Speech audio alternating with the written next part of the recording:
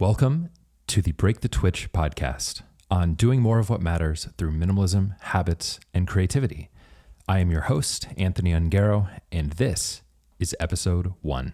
As you may have been able to tell from the episode number, this is the very first episode of the podcast, and I'm thrilled to start with my guest, Lucia Hawley. She is a certified nutritional therapy practitioner and the founder of Essential Omnivore. Lucia teaches overstressed people how to bring calm back to their bodies from the inside out. In this episode, we talk about food, balance, managing stress, and how we can stick to healthier eating habits over the long term. You're going to love this conversation, and I'm really excited to share it with you. This podcast is brought to you by the Break the Twitch member community. The member community is how you can support the work I do with Break the Twitch while getting exclusive access to a bunch of things that I'm making. Community members will get access to monthly live streams, a private online community, and most importantly, access to the audio courses that I'm making every month. If my work with Break the Twitch has been helpful to you, I would greatly appreciate your support. You can learn more about the member community at breakthetwitch.com/community. All right, let's start the show.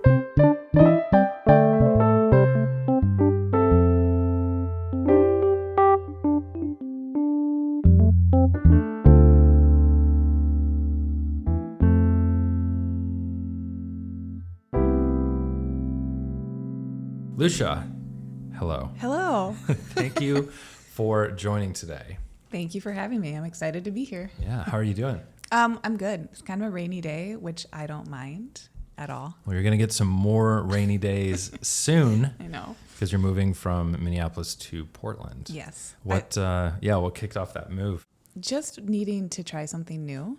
From Minnesota, I've been here for a long time and have a lot of acquaintances and friends out there. So since I work virtually and kind of can work from wherever, I was like, oh, let me try a new wherever and switch it up. Were there other places you were considering as well, or was it pretty much like, this seems like the right kind of vibe? Yeah, I kept thinking, I was like, oh, wouldn't California be cool? And it kind of stayed there. It was pretty broad. And then I was like, well, California is really expensive. And I don't know a ton of people out there. And then it mostly narrowed it down to the West Coast. And I have some good friends out in Portland. Yeah. So it made it pretty easy. There you go. Yeah. So you're preparing to move. You have about a month, less than a month. At this point. A couple of weeks. Okay. Yeah. What has that been like? I feel like I blacked out in June. I was trying to remember what my June was like a few days ago. And I was like, all I remember is like scrubbing banisters and cleaning like everything that I've never cleaned before in my house, even though the house is fairly clean, just getting it ready to get sold. And so I feel like I've been in limbo, but it's not a bad thing because I'm so excited for this move. Mm-hmm. Yeah. You were saying with the house getting ready to be sold, there's this kind of transition point, but your house is very bare, but you're very mobile. Yeah. How has that been? I mean, how long have you been in that situation? Yeah, I feel like that really started once I listed the house, which was pretty soon after the 4th of July, that next week. So I was actually traveling that week, came back a few days after it had listed, hopped out of the car after coming back from the airport, saw the for sale sign in my house or in my front yard. It's like, oh, this is real. This is happening now. Yep. Yeah. And then once, it's also high tech. So it's like if someone wants to do a showing, I have an app for that. I can approve them or ask for a different time. So once those requests started to roll in, I was like, I feel like I can't even really be living in this house. Like my stuff is just staging it. Mm-hmm. And that's that. So I feel like I live out of a bag, but I don't mind because it's all for a very good reason. Absolutely. I've always found it funny. That's something I was thinking about after getting into the minimalism stuff, getting into exploring these things, is when we buy a house, we go into a house that has been staged. Yeah. Really no one living in it. Essentially set up for this ideal image and look for how we can imagine ourselves living. And then we bring all of our stuff into it and just live. And then we put it back into the ideal, like, oh, this is what you could have. Right. And it's like, it's not super livable, but right. isn't it bright and shiny? But here's like the setup.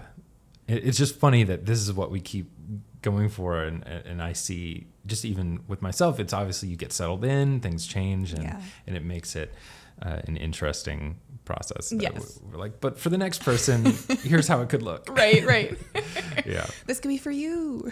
Yeah. So I know that you did a master's in social work. Yep. And what was your interest in that? Where did that process come from? Sure. Yeah. So I have my master's in social work, clinical mental health. I have my undergraduate in psychology. So I think I've just been interested in how people work and how people think and communicate with each other for a really long time. So was very interested also in learning about the core values of social work. That really drew me to that field. When I first heard about them, I don't know where or how, but when I first heard about them, I was like, wait, a career can have a set of core values? That's fascinating. Let me investigate that further. So that was definitely, a first part of social work that really kind of grabbed my attention. And then that integrated pretty easily into working with nutrition because I really believe so much in the gut-brain connection. And I've experienced that personally too, where the foods that I'm eating affect how I feel. Yeah. Which blew my mind when I first noticed that I would say definitely about a decade ago. So once I experienced that, I was like, oh, there's no way I cannot talk about this stuff. It changed my life. Yeah. Yeah. First, I'm curious about the core values you mentioned. Yeah. What were some of those core values and how they aligned with what you wanted or what you're looking for? Yeah. Well, I don't think I can list them off rote. That's okay. Yeah.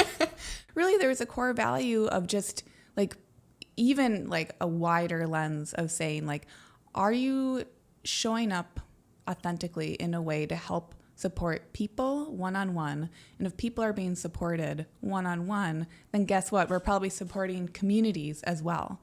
So there's this larger lens and scope. And I was coming off of just working pretty random jobs. And bosses are going to be bosses. But I remember just being like, wow, if there's a set of core values that these people, even if you're not really thinking of the core values every day, but has affected how these jobs are, how people are showing up in their jobs. That was fascinating to me because I was feeling like from a leadership position, bosses weren't maybe always being really supportive in the jobs that I was in. So I was like, whoa, if you could actually be someone in your role of taking care of people in whatever capacity, and you're thinking you want to be there authentically and you're there to really help people, that was super inspiring. And it wasn't something I had really encountered before. Okay. So what led from the social work and that sort of core, the value-driven work into your current field of doing wellness and So I've had an interest in a long time in working with kids on the autism spectrum. And if you start to dive into that, and there's definitely, I think in talking about nutrition in general, we can think of a lot of this stuff as being more alternative, but it's fairly accepted that working with kids on the autism spectrum, there can be some dietary shifts and changes that people can integrate that can help support how the kiddos are showing up for their days or processing or any of that stuff. So there was a combination there that I was quite interested in, and I'd worked in an integrative wellness practice where they really specialize in helping out kids who had ADHD and also were on the autism spectrum. So I had this background of seeing the changes that could happen with these kids, and then having the core values, learning about those later, having it come together. I was like, this is amazing. And then, like I said before, kind of noticing how I was feeling with my nutrition. I was like, I have to step into talking about nutrition more, even though it can be considered so alternative and so different or strange, or that food shouldn't affect how you feel. But I was feeling it, so I had to talk about it. Was there any experience in your personal life that you had that sort of pushed you to want to explore that more? You know, was there like a moment where like, I'm fed up with this, or just some aspect of that? For sure. Yeah. I would say there are multiple moments, which is not great when I'm trying to tell the story, because it's like, oh, where do I start on this wandering road? But really the biggest moment for me was when I was in my undergraduate studies. So I was early 20s, if not like 19 or so. So pretty young. And I had moved back in with my parents. I was going to the University of Minnesota, and they live locally. I moved back in with them because I was starting to feel really overwhelmed by my schoolwork. And I was pretty lucky that I was able to focus on school and had an internship, but didn't have to juggle a job. So I was like, and school had been pretty easy for me beforehand, where if I put in the work, I would get the grade for the most part and get passing and be fine. So I was, and this was in about 2008. So in 2008, all of a sudden I was doing my homework and it was taking forever, or I was feeling really fatigued. And then as 2008 started to go on, getting later in the year, I started to have anxiety attacks, which I had never had before. And then those anxiety attacks got more severe. And then I was having panic attacks. And I was like, what is going on with my body? This is so different. And I started getting hives reactions, and it just felt like my body was no longer my own. Things were going on. Things were going on. Yeah. And at the same time, I'd go to the doctor or be like, hey, this is now happening, or I can't focus, or like, look at these high. Like I remember I was kneeling in our family's garden one day, just like picking some green beans or doing whatever, kneeling for maybe a couple of minutes. I got up and my knees were huge and swollen just from kneeling in the dirt. And I remember being like, this has never happened before, and this can't be my new normal. So there must be something going on. So I go to doctors, and they would just kind of pat me on the back and say like, oh, well, you're young. Like, go on your merry way. You're okay. So long story short, I had a summer of panic attacks. And then that fall, with schoolwork being exceedingly difficult and not getting anywhere, I finally... I don't know how, but I heard the term leaky gut. And I was like, maybe I have that, which maybe is not the best way to go about. Like, you don't want to go down the Google rabbit hole of trying to figure out your medical condition or diagnose yourself with one. So I don't advocate for that, but I got really curious. So because I was in university, it was easy to look up different studies. So I looked up studies about leaky gut. And I got to these 2 different studies that were based out of Europe. And they were looking at how kids felt. So they took kind of like a mental wellness inventory, how teenagers felt on gluten and off of gluten. And I didn't know what gluten was, but gluten is a protein. It's kind of a umbrella term for different types of proteins that are in wheat, rye, and barley. And so I saw that study, and it piqued my interest because here's more backstory. When I was about 14, I was put on the Atkins diet from a weight loss perspective. Okay. And it was effective then, and I believe people can be healthy at many, many sizes. So, but I remember I was like, oh, so when I did that Atkins diet, I was just naturally gluten-free, and I had no idea then. And I remember feeling really darn good. So let me try this gluten-free thing. So I went gluten-free for 2 weeks. No more anxiety attacks, no more panic attacks. Brain fog cleared up, felt really great. And it changed my life. And I was able to do my homework, feel really good. So I kept it up. And then later through the years, I also recognized and did get diagnosed with Hashimoto's, which is I'm not familiar. Okay. So Hashimoto's is an autoimmune attack on your thyroid. So there is evidence that the gluten protein looks very similar to your thyroid tissue.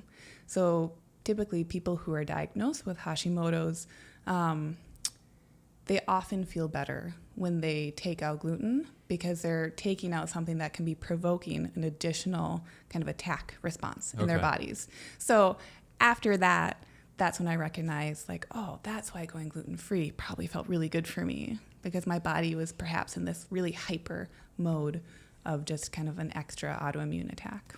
I've also done the keto diet, very low carb, and had very similar results in a way that felt better, immediately started losing unhealthy weight. so losing weight in a healthy way, I guess is what I meant to say. Or maybe some inflammation. Perhaps some inflammation. I have a friend that also did it for 6 months. He's been doing it maybe almost a year, kind of lazy keto, I think he calls it. But he said that I think a big part that's missed is that when you're doing a low carb diet, you basically stop eating bread and gluten. Yeah. Like, okay, by proxy, I'm also taking out some of these other things that could be difficult to digest. Or often I think when people are opting for a lower carbohydrate style of eating, they're really just giving their bodies a break. And I have my own opinions on keto, and I think it can be a really useful tool therapeutically for some people, or short term to help regain insulin sensitivity, feel like you can be processing carbohydrates appropriately. But yeah, by just taking them out kind of for the most part, aside from some fibrous vegetables here and there, hopefully. Oh, yeah. Yeah, it can definitely change, especially like your gut bacteria balance. So how your microbiome is expressing itself. Yeah, that's pretty much where Amy and I ended up as well, in keto, low carb for a little bit. That turned into kind of like intermittent fasting. I'm sure we'll get into some of all this stuff too. It sort of turned into intermittent fasting because with keto, I didn't feel like I needed to eat as frequently. And so it was it was very easy to go 18 hours or 16 hours without eating. Yeah. And then that sort of evolved into just 90% whole food eating. Is lots of vegetables and stuff. I realized that I'm not going to worry about eating a bunch of broccoli or eating salad every day for breakfast or things like that, because there's 25 calories in an entire plate of salad. So, or kale or different things like that. And you can really eat that stuff, at least in my experience. I don't know. Yeah. Well, and think about the dose of micronutrients that you're getting too. You know, I think that is just phenomenal when you're eating vegetables, is that you're getting in water. Vegetables are full of water. So I think often in our modern world, we're kind of chronically underhydrated. And that, I think, you know, a lower vegetable intake plays a role in that. So you're getting in water, you're getting in fiber, and then you're getting in so many micronutrients for how many total calories? 25? Yeah, for really a big old, not much. Yeah, not very many. Yeah, it kind of just evaporates. It is. I always laugh whenever I try to cook raw spinach or fresh spinach, and it just disappears. Yeah. It's just entire bag of spinach is a tiny little amount. Which you get a quarter cup. We don't even cook it anymore. We just eat it because I figure it fills you up more if it's fresh. But maybe I'm wrong there. I don't know anything about most of this stuff. Yep, you're right. What kind of meals and things do you regularly prepare for yourself? What kind of things do you like? Yeah. Sometimes it's funny to talk about meals because I feel like, so I have my Essential Omnivore blog and it's mainly recipes. And most of those recipes are very low key. They're easy to prep. But I feel like the meals I end up eating at home are like a step down in like low key, easy to prep. So often I feel Amen. Thank you. I 100%. Yeah. Well, I think we can get so hyper about meals and meal prep, especially, or not even meals and meal prep, just about food, period. So I think we can get really hyper when we're starting a new dietary protocol or like change in eating. So keto or paleo or, no label or something that we're just doing by ourselves. So at this point, I feel like if I have a fridge stocked with different colors of vegetables, that's important to me. So am I getting in an array of different colors every day? Am I getting in a vegetable with each meal? I think if we could all have a veggie for breakfast, we might live in a kinder world as far as what it does for blood sugar levels and mood and affect throughout the rest of the day. So my meals, a protein, grass-fed beef, free-range chicken. I don't really do eggs, just from, personal individualized standpoint. So is there a protein? Is there at least one color of a vegetable? And is there at least one cup? And if I'm going to be active that day, is there a source of a starchier carbohydrate? So whether that's fruit or some sort of like a root vegetable or a gluten-free grain, is that in there? And then have those things been cooked in whole kind of appropriate fats? So love me some butter, avocado, nuts and seeds. That, if I can look at those 4 pieces, I know that I'm set for the next 4-5 hours. No question. Okay. It's interesting you talk about the simplicity of eating, because that is where we've noticed that the healthier we eat, the simpler the recipes tend to be. Yeah. Breakfast just being a bunch of mixed grains with an egg or two, and then avocado or some other protein and a fat or something like that. Keeping it really, really simple. Some tomato, different things. And it just makes it so much easier. In fact, probably one of the biggest ways we've embraced minimalism is food. Is simply whole food eating, not processing, cooking it, processing it. Yeah, sure. Much. It's a form. Yeah. It's a form, I guess. Yeah. We're definitely not raw, but it's just makes things easier. It just makes it quicker to prep, eat, and it feels healthier, and we've generally felt healthier overall. Well, it streamlines it too. And even if you're looking at the economics of eating foods and meals, like if you are investing in fewer pantry items, or if you're able to put your dollar towards a higher quality meat, if you're choosing to eat meat, I think that goes such a long way, even from a minimalism standpoint of how many nutrients are in those foods that then you're eating. Like the example of the salad. Yeah. Okay, you're getting a minimal, like 25 calories, but that is chock full of all these beautiful building blocks that your body knows what to do with.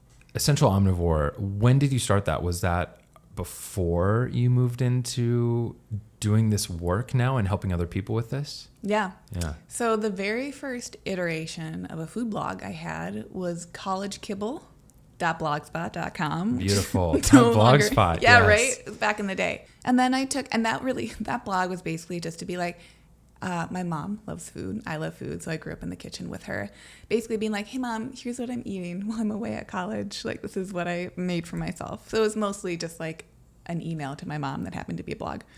So that I took a break from that once I graduated, and then came back to food blogging because my life changed so much when I went gluten-free in 2008, 2009. So when that happened, then I was like, let me just talk about this stuff, because back then gluten-free wasn't as popular as it is now.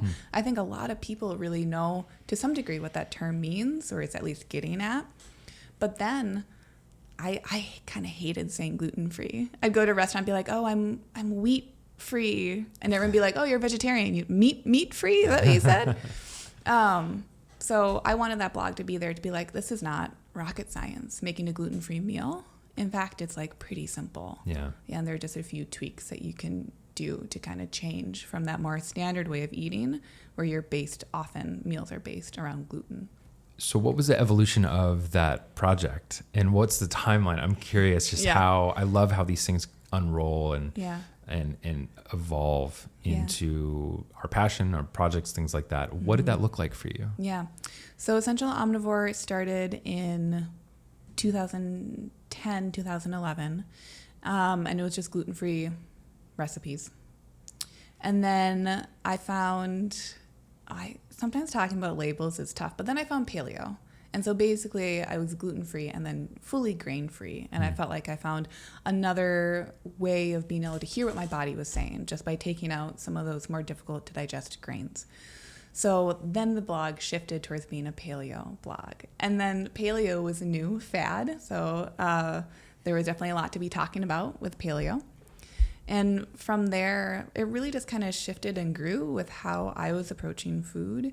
And once I got my certification in 2015 to be talking about nutrition with people, then I really, at that point, geared it towards more client work and really showing like, hey, this is approachable. And the health stuff isn't for anyone else but you. So let's talk about how you want it to look, and let's have this like corner of the internet, World Wide Web, where we can start to have some of that dialogue. What would be some generalities of the things that you see people needing help with this kind of thing? First and foremost is just education. So education about the different body systems that you have, especially our digestive system. Where else are we really getting this information? We learn about anatomy, I think, in school at some point, hopefully, right? But really people getting comfortable recognizing, how do my digestive organs even work? What are my blood sugar levels? Like why might I want to care about that? What are vitamins and minerals? So feeling like there's education about this stuff. that I think can really dissolve so many worries that we have about how foods are working in our body. Because once we have that information, to me, education is empowerment. And if we can feel more empowered about how our own bodies work, then I think so many of those different choices can really fall into place.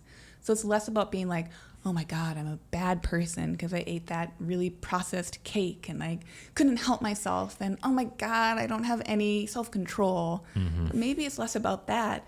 And maybe it's more like, well, man, I didn't eat anything that day because I was saving up, calories or something for that cake. And actually my blood sugar levels were really low. And actually, when your blood sugars are low, you're going to get the signal to get quick energy to rocket you out of that low blood sugar state, because that's a scary state to be in. So you know what? It was actually pretty adaptive that I craved that piece of chocolate cake or whatever, right? So taking out some of that guilt, to me, I think education around that stuff is so important, because it's less about being good or bad. It's more of saying like, what's going on? And what do I want to be going on? Mm-hmm. So mindset. Mindset, really, over any particular one thing, it's the mindset. What are some steps that I could take, that someone could take, to start getting into this practice of having a positive mindset around food, around this stuff? Yeah. Well, first, I think what can be really helpful, as much as I like to talk about bio-individuality around the foods that we are maybe sensitive to or that we can eat. I don't think everyone needs to be gluten-free. I think we need to be aware of quality and that type of thing around any sort of food. But first thing is really saying, like, can you give yourself time with more of a whole food style of eating, and whichever one really speaks to you, where you're taking out some of the like heavy hitters or hard hitters, as far as food intolerances or foods that in general people tend to have issues with. So things like, are you able to give yourself 20 to 30 days without gluten, dairy, peanuts? I think a lot of people find them to be people find them to be a highly allergenic food. Corn, legumes, if you're having a lot of digestive issues, and sugar, alcohol, right? So a lot of these foods that can kind of hijack and tweak our tastes, or they can affect our blood sugar levels. Can someone give themselves time to explore that first and foremost, so they can really tune in to their body's more authentic signals? So that can be really, right? Yes. That can be really scary. But I do think that is where something like a nutrition challenge, or doing some sort of a protocol, if you will, if someone can feel ready to try that, just as like this is my self-experiment, because that can really set up a beautiful time for some reintroductions afterwards. And once you kind of clear the slate and you've taken out some of these heavy hitters, then being able to reintegrate them later can give you so much information. So it comes back to education. First and foremost, with mindset, it's like taking out the noise and saying, okay, how do foods make me feel? Specifically, this list of 10 or so, at least starting there.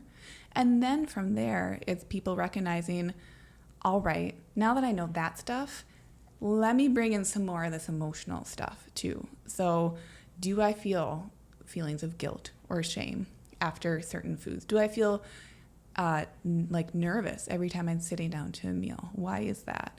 So I would say first and foremost, it's just getting a handle on how the foods are making you feel. Because then when your body's in that physiological state of more calm, that's going to affect our brains. And I think we can be able to suss out our decisions more easily from there. Did you call it realigning the taste buds? Like that was really good. Yeah. Well, and I'll also say this too. Our taste buds change over about every 12 to 14 days. So that was something I used to run group nutrition challenges, and I would tell people, like, I also wouldn't kick people out if they somehow like messed up or didn't do the diet or the dietary challenge, which people really wanted me to.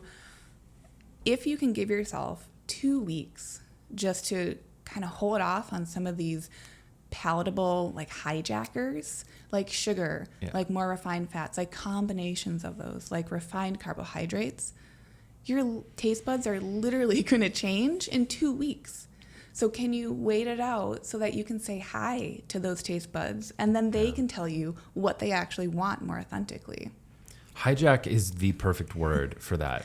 And I've experienced this in my own experimentation as well, where during phases of something that looks like keto or something that looks like very low, no added sugar eating, after a month or so, I remember eating a carrot for the first time in a long time, and it just being explosively sweet.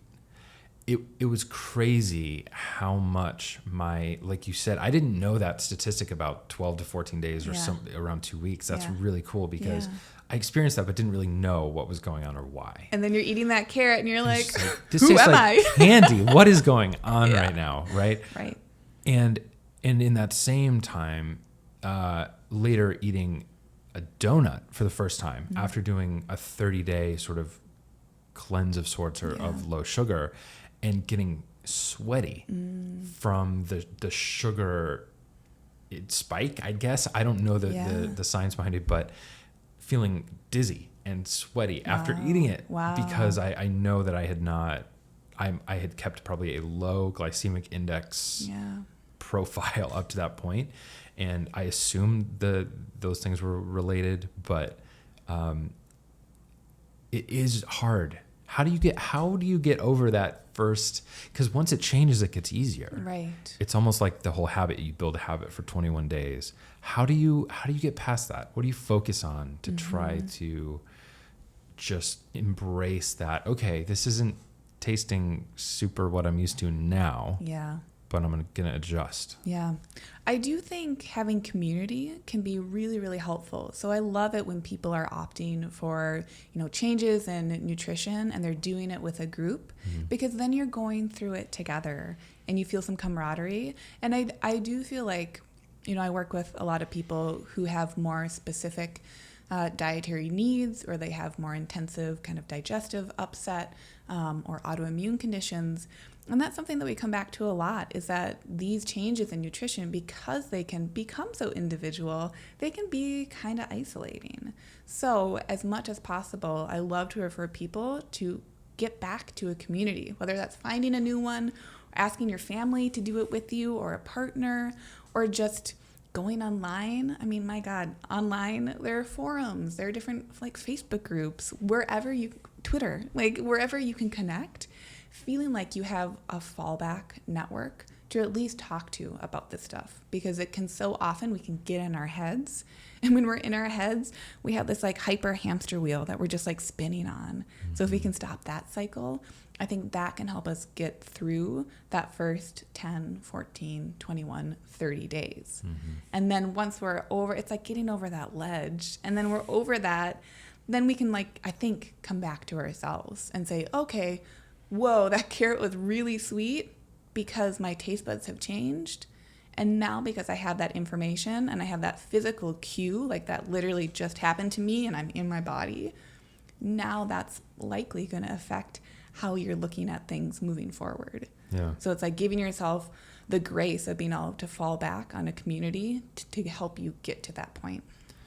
Are there any trends or characteristics or traits that you've seen that people are willing to do that are more likely to allow them to see a greater change for a longer period of time? Yeah. Is there any consistency there that you've seen? People who let themselves be kind to themselves. I think those are the people who are able to create more longevity with staying on a plan, which can sound a little backwards because a plan is going to have structure. And I think when we talk about structure, we often think, okay, I'm on the wagon or I'm off the wagon. But if you look at even how people can approach exercise. So what happens if you go run a 10K and you've never run before, but you power through 6+ miles? How are you going to feel the next day? Probably really crummy if you can even get up off of the couch. Yep. So instead it's saying what can you do incrementally? And maybe that's going to mean you have a missed workout, or you couldn't go out for a run one day, but you keep coming back to it, not out of beating yourself up, but out of saying but this is what I want to do for myself. This is how I want my day to be. This is what something I want to include in my day. if we can incorporate that type of a mindset, which I think is a little bit more discussed if we talk about like physical wellness and working out and gym stuff, if we can bring that over to food, we all have to eat. We all have to eat every day. Sure, some people can intermittent fast. Yes, you can change when you're eating, but we all need to eat. So instead of saying like, I'm going to go balls to the wall and like do like the perfect diet, that's just going to set yourself up for failure. So being able to approach this stuff from a place of kindness and saying, oh, okay, I didn't do what I just told myself I want to be doing. Like, you know, if you ate out and you ate some foods that aren't on this plan that you know you now enjoy or you want to try, I didn't do what I wanted to do this time. But I can be kind to myself because I know that the next choice I'm going to make is a completely different choice. Our previous choices don't have to inform our next choice, right? So it's that kindness of moving forward, saying, this didn't work out. Laugh it off. You're a goddamn human. I hope we can swear if that's okay. We can now, yeah. You're a human. You're going to make mistakes. So don't go beat yourself up. Try again. So it's coming to this place with some curiosity about yourself too. Like if you notice, man, this is a pattern. Like, God, by the end of the week, I keep messing up or I keep falling off the wagon. Cool. You just noticed that. How cool is that? Right. Step one. Yeah. Right. Now you get to take that information and do with it what you want. You don't necessarily have to do anything with it. That's your right. That's your privilege, right? But you could also tweak things. Because if you have a goal that you're trying to get to and you're not there, now you have a bigger data or bigger set of data to use to help you shift and pivot to get there. I've been doing a program called Strong Lifts for the last 3 or 4 months. And when I started doing it, it says, okay, about how much can you bench press? About how much can you squat? And before doing this program, I had never done the compound leg exercises in my life. I played soccer for a little while. I did some of the, stuff, but I'm talking about like the squats, deadlifts. I'd never done any of those things. I had so far to go, but I started out using the app to do it. And I said, okay, I don't know, I can bench press maybe 135 pounds or something. Like it wasn't, That's great. Well, it was whatever it was. Yeah. And then it started the program and it said, okay, today do 5 sets of 5 of like 50 pounds. And I said, wait, I just said that I could do 135. Right. What's up? And I fought against that. I was like, what? No, I want to start where I am now. Yeah.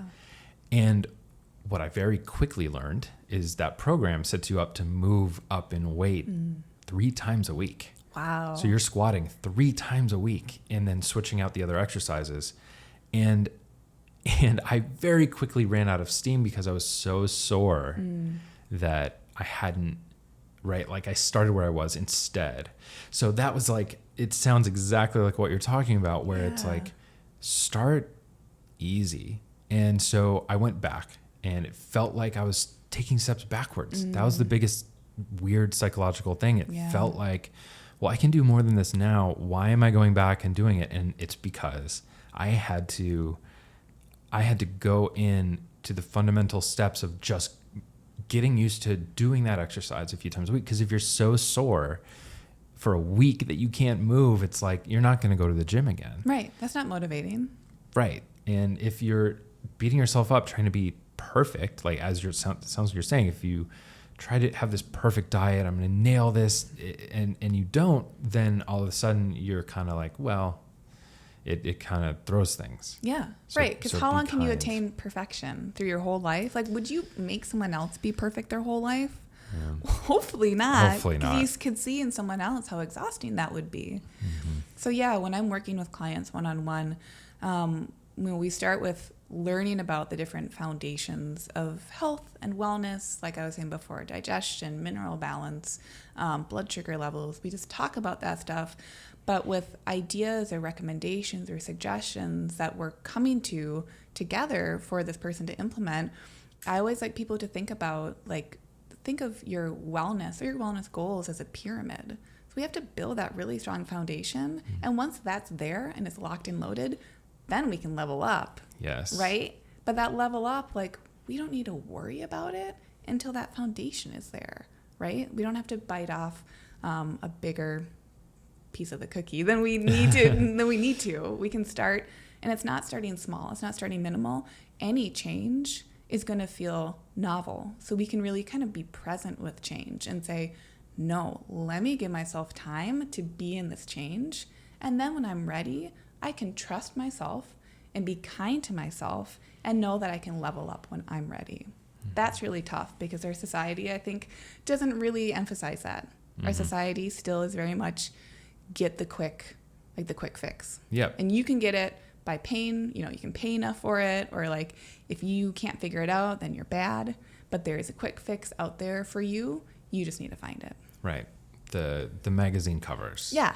That I always see. Yeah. It always cracks me up checking out at the grocery store and seeing on the same magazine cover, lose 7 pounds in 14 days, and then a recipe for this amazing carrot cake. Yeah. Then maybe somewhere else on there, like, love your body today too. Right. Like 5 steps to love your body. Right. It just all feels so conflicting. Yes. And I would merit a guess, and this is maybe where I go off into my own world, but I feel like all of that messaging is meant to keep us confused and to keep us unempowered. Because when we're not empowered and we're confused, then diet culture gets to continue to tell us, and we maybe still will believe, because why wouldn't we, that there is that magic program or there is that quick fix that we can find. So I think, again, it comes back to that education and empowerment, not to be like, ooh, you are the most like informed about gluten, like how cool or whatever. More so being like, wow, you know these different things. Now, do they resonate with you? Yes, no, maybe so, maybe now, maybe later. Then you can implement changes if you want to. It comes back to yourself and what you want, which is a scary thing, I think, that our society tells us. Mm-hmm. But then when you get there, it's not that scary because it's just you for yourself. What are some practices that you really like around wellness, or things that people can practice almost every day that might be helpful in a broad sense? Yeah. Oh man, a few different things. One, I think feeling like you can come back to your senses at any point during the day. Because I think a lot of us go through our days in stress mode, probably because we have to, because we have busy days.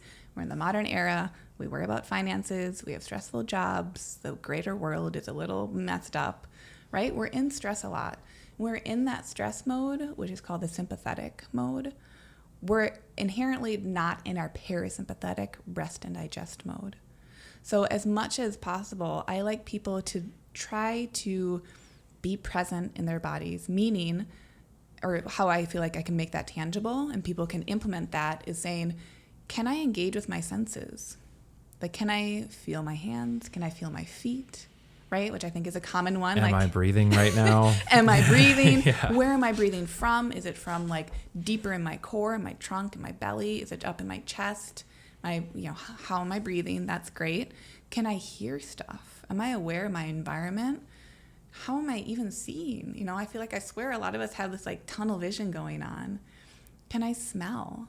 Often I say like, okay, can you get outside, right? During a lunch break or any time between like work tasks, can you get outside? And we're in a great season right now. Go smell some flowers. Go touch a bush. Like the bush is going to be fine. You can touch it, right? You're in the city. Or can you be barefoot? Can you walk in the grass? Any of that is going to be a beautiful, beautiful reminder to your body that it is a body. First and foremost, we're not just in our brains 24/7. When we can feel our bodies, I swear, that is helpful to get us into that rest and digest mode, which historically is the mode that our bodies were in much more frequently throughout the day. Because historically, we more so had acute stressors, big, intense stressors that would come and then they would go. Is that like tiger? Like a tiger's running after you. Threat. Right. What's going to happen? The tiger either gets you, you're dead. Okay? You don't have to be stressed out anymore. Yeah. Or you run away from the tiger because you're in that stress mode. Your blood is now flushed into your muscles. Your heart's beating quickly. You get away from it. You're safe. tiger's no longer there. Are you fretting about your finances for the rest of the day in that scenario? No. You had that acute stressor, it came and then it went. Or you're dead. Or you're dead and one it's of not a a couple problem. options. Right. Which now is no longer the case. Now we're in this chronic stress mode because of the chronic stressors that we have to be dealing with in our society. So what we can do, I think, is really ask ourselves, can I approach these stressful situations in a bit more of that parasympathetic rest and digest mode? Because what's also happening in that rest and digest mode, it's our healing mode, right? Our body's not going to prioritize digesting food if we're running away from a tiger. So it's not going to prioritize healing. It's not going to prioritize cell renewal and all this stuff that will be happening in both modes, just likely not as fully as when we're in that parasympathetic mode. Okay, knowing this, Yeah. how do we create some circumstances where we can manage those things? Yeah. Well, if we come back to food, one thing that I like people to think about is, at the very least, even if you have barely any time to eat a meal, can you sit down for it? Can you give yourself 5 minutes to sit down? So your body isn't even on alert, like shoveling, food that you don't even like into your mouth. Like you're eating a salad that you hate and you're eating it during your 5-minute work break and you can't even sit down. So that's something I like people to think about.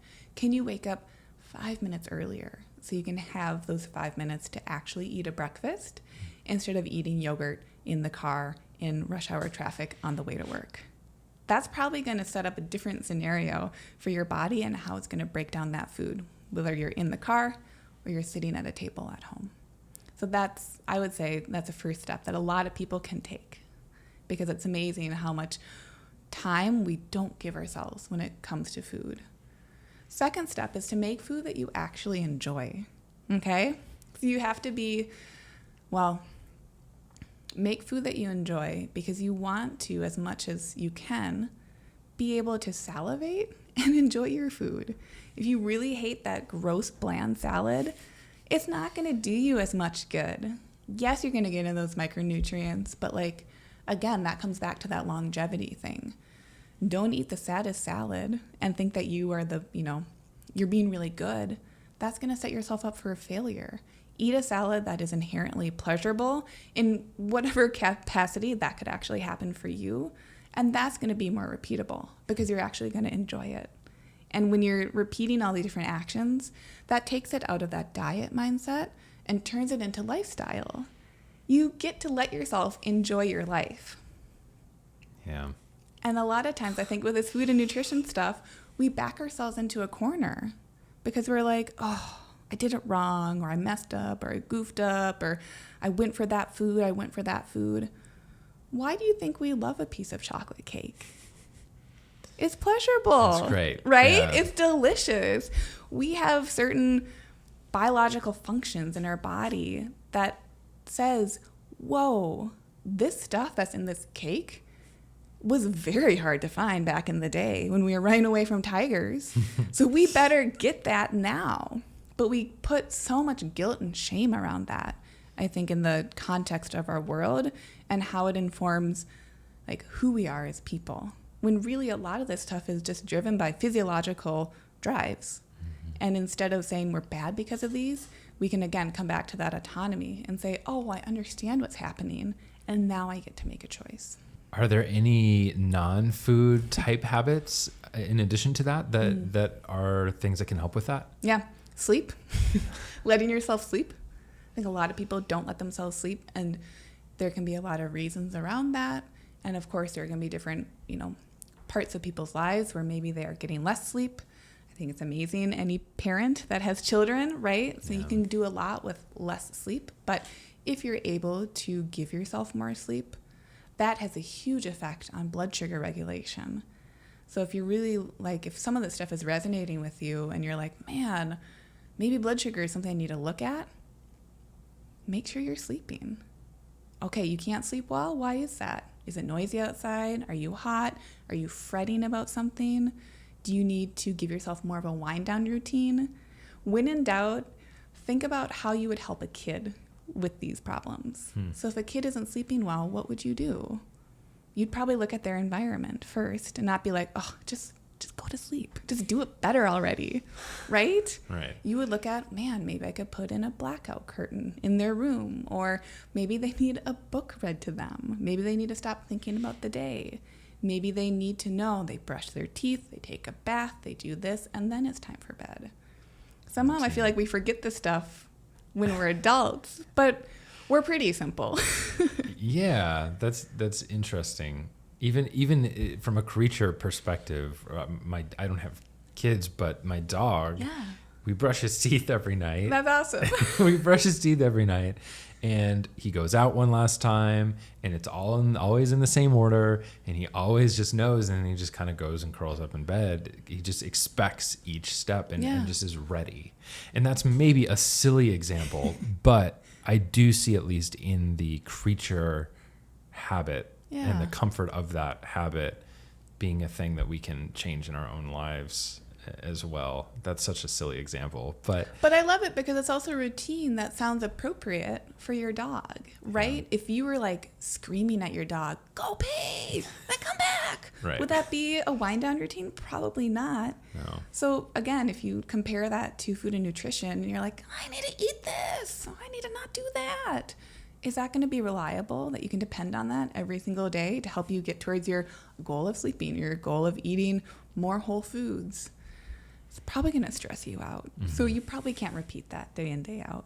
Yeah, the whole concept of lifestyle change is something that I've heard forever. It's like, it's not about dieting. You need to change your lifestyle. Yeah. Because anything that's not a lifestyle change, it will end as soon as you, right?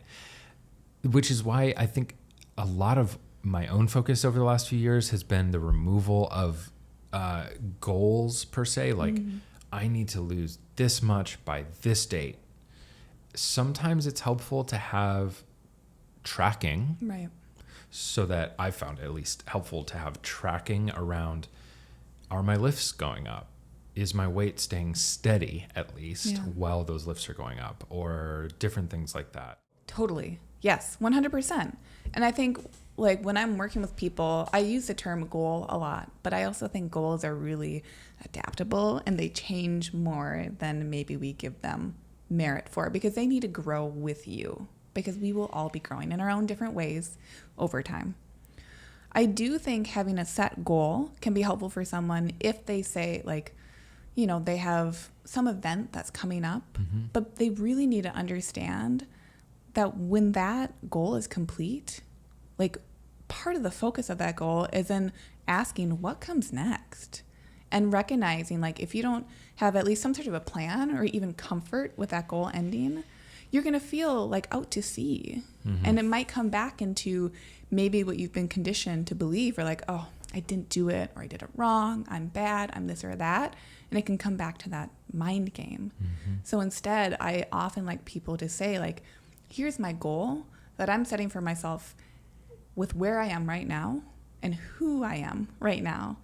But we always check in as we're getting closer to that goal, or as someone's learning more, becoming more educated, or just feeling like they're engaging with their bodies more. That goal is likely going to change, and that's a really good thing. So even just the mindset about the goal itself and saying it can very rarely be static, because you very rarely are static. So humans are just not static. We're not. Yeah. No. And there can be certain situations like, someone prepping for some sort of a competition where it is very strict and they're becoming very strict in order to hit that goal, but recognizing that that is a short-term occurrence. So if someone is looking for that long-term change, then their goals are probably going to get a little bit looser. But that's great. Yeah. It's not necessarily a bad thing. Do you have any thoughts on staying motivated around this stuff? Anything you've seen to be particularly helpful? Have you seen any kind of like tools or different things, or is it really not about the tools? Is it not about the tools? I know we all want the tools. We want the hacks. Right. We want like the perfect what like app journal. Just tell me what app to use. All right. Right. MyFitnessPal. Which can be, a lot of tools can be really helpful. So I don't want to put down any tools. But I think it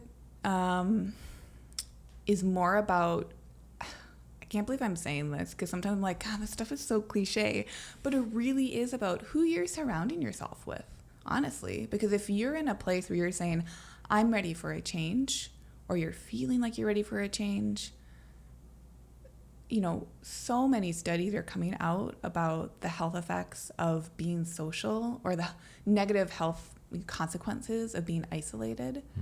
So if we want longevity, I think it really makes more sense to say, okay, I'm about to make a change.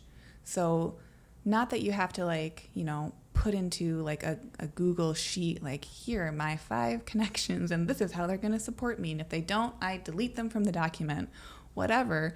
But really getting honest with yourself as you're making these changes. Are people allowing you to be growing more into yourself? Because more times than not, that is what this stuff is about. It's about coming back to yourself and back to yourself in an expanded way of saying, I am now this much more Anthony or this much more Lucia. And am I in a place where people are so happy for me, or they're neutral, or they just want me to be doing whatever I'm doing. So I think that often can be one of the barriers to change, right? People saying, I do so well until I'm in social situations, or I do so well, but my partner doesn't support me. So at home, I don't do so well, but at work, I'm great. Or I'm so stressed out about this friendship that isn't even working out that I don't have any emotional energy to feed myself real food. That doesn't really have to do much with the food.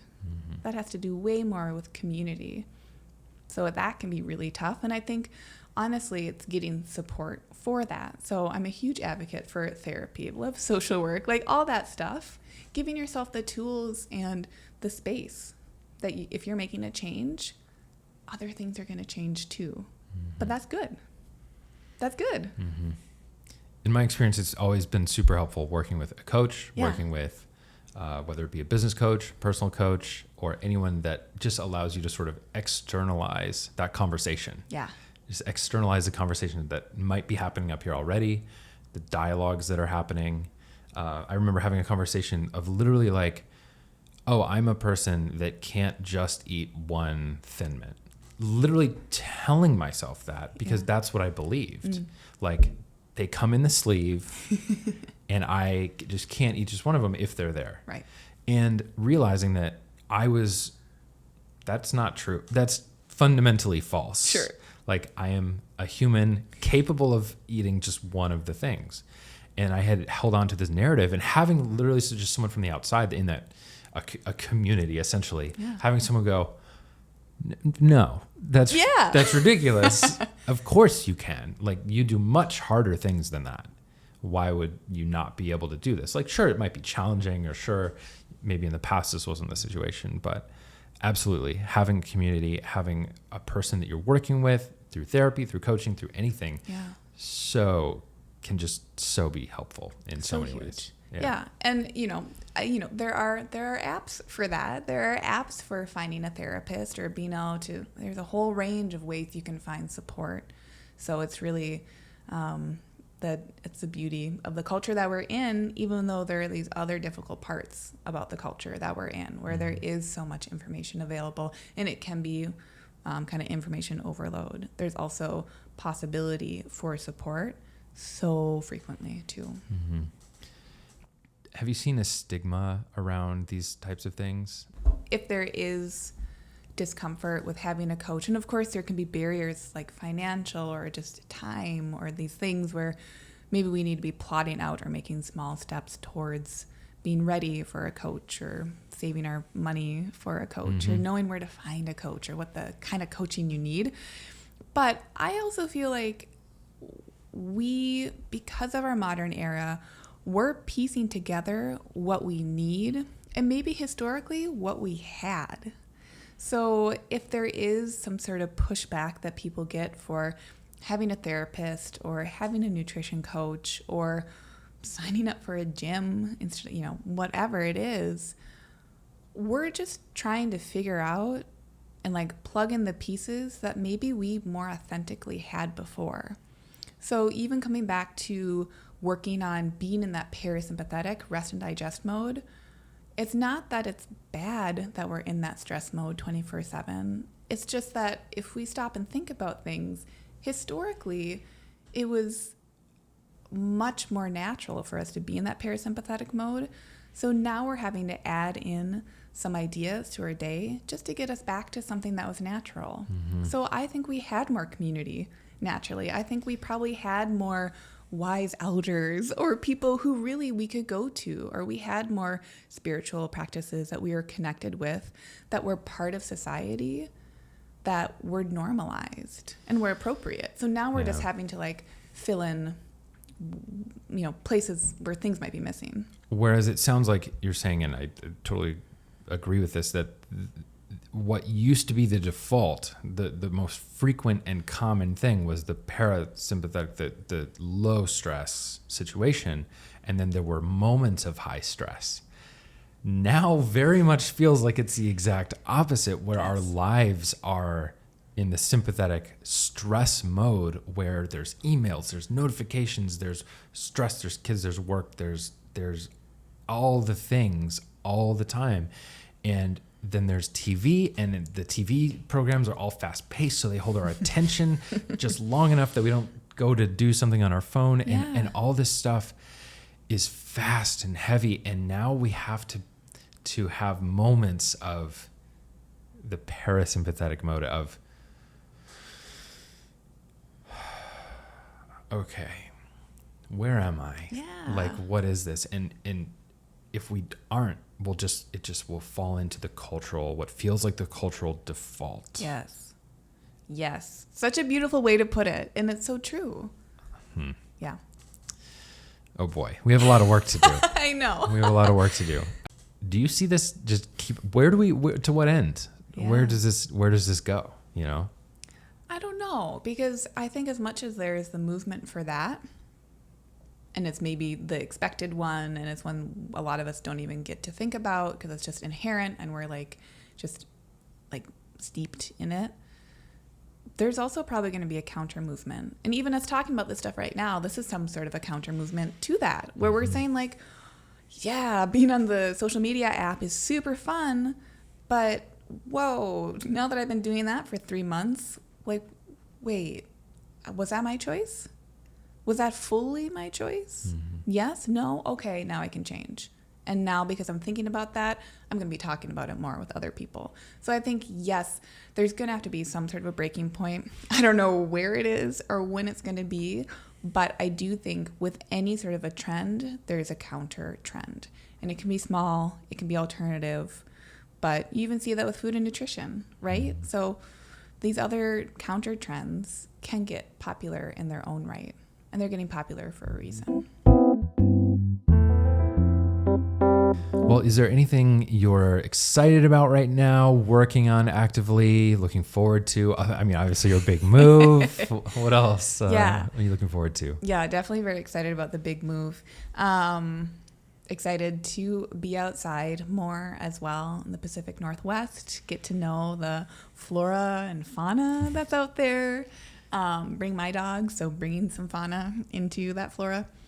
As far as work projects, opening up my books for working with clients in September, one-on-one. I have some group coaching programs that I'm looking to release, so I don't have details on those yet. But really stepping into more of a dialogue around what the heck is stress? Why can we care? Because I don't think we all have to care, but if we want to care, how can we care? And what can we do to change? So creating more resources for people around those subjects. So we can come back to saying, what do I want to do with myself in my life? And how do I want to feel when I'm doing it? I think those are really important questions. So where can people find you? What's the best place to go if people want to find what you're doing and that kind of stuff? Yeah. So essentialomnivore.com, the best place to find me.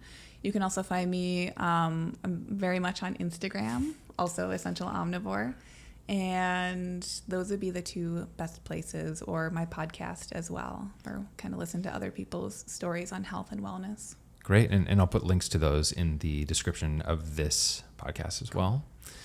All right, Lucia, I think it is time to grab a question from the question vase.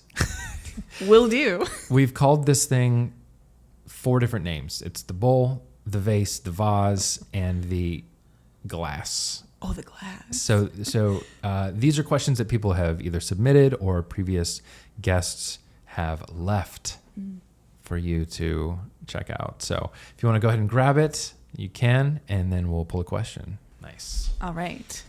You don't have to pull from the top or the bottom. Just go with the flow. There's no pressure. Hear me like rustling through it. Yeah. Got to get the sound effects in there. I'm going to dig deep and go for a blue one. Boom. We should probably get a better bowl solution. No, I like that it. is a little more You have to work for it. friendly. You do have to work for it. Yeah, we make people work for their questions here. What's something you got rid of or bought recently? I think this is a great question because I'm moving. Oh, wow. Couldn't be better. I got rid of everything. But actually, I think that's my answer is that like in moving to Portland, and I have felt this way for a long time. I was curious why I wasn't feeling comfortable in my house. And it was because I found myself walking around and fretting about the stuff that I had. I don't have much, but I do have enough stuff for a house.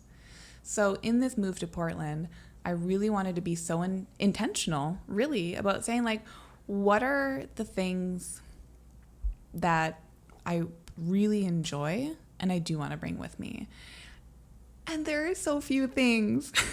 There's like a beautiful Le Creuset pot that I'm bringing with me. There's my dog. Important. And then like, I mean, there's just some like functional stuff, but everything else, it was so amazing to me how good it felt. And I know it can be so challenging to get rid of stuff, but as soon as that stuff was either donated or like thrown away or what have you, what a weight that was lifted off. So getting rid of stuff has definitely been a big theme in the last couple of months for me, for sure. That's a great question. You know, it always does seem like moving is the time when people tend to become more minimalist than ever. Yes, for sure. Because I didn't want to say that, but I was like, it's so minimalist right now. It's a huge catalyst because all of a sudden our excess becomes pain. Yeah. Oh, directly and visibly painful because it has to be dealt with. It has to be just moved, physically picked up, and it becomes this moment when most people are willing to do these incredible things. But it does seem like this time of let's not move boxes from a garage and put them in a new garage without still knowing what's in them. Right. You know, it's a time of transition and change. So an ideal time for many to clear things out. Yeah, because it's almost like the end of a chapter where, let's say you have those boxes from the garage or the basement. Sure, you could just get rid of them, which I'm sure some people do, but I went through the boxes and that was tough. I mean, my gosh, you're pulling up old memories. You're pulling up things that you put in a box for a reason. So being able to, parse through that and then make decisions, again, that comes back to empowerment and maybe a physical sense of freedom because you don't have it. You're not going to schlep it around with you, but more of that emotional sense of being like, aha, like the cobwebs are out. This physical space is clean. And now I'm ready to kind of move along and know that I'm not going to be fretting about it or coming back to it or, I should think about that box or this or that, whatever it is. Mm-hmm. Letting go. Yeah.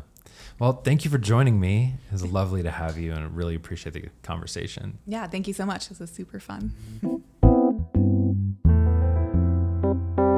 All right, to wrap up the episode, I just want to share one of the things that I just haven't been able to stop thinking about since we recorded this episode.